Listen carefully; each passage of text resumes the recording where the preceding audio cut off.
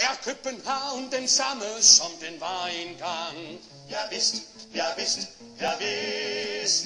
Er køen på motorvejen lige lang? Ja vist, ja vist, ja vist. Og hvad har Rådhuspladsen gjort ved HT's sorte lort? Slet ingenting. Nej, er det sandt, så er det altså stadigvæk Det gamle København.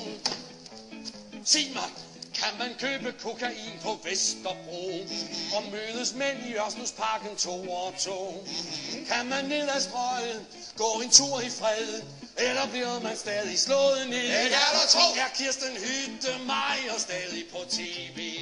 Ja vist, ja vist, ja vist. Med opskrifter fra 1903. Ja vist, ja vist, ja vist. Og er man dømt til betleri, hvis man har været en tur? I Tivoli. Nej, er det sandt, så er det altså stadigvæk Det gamle København.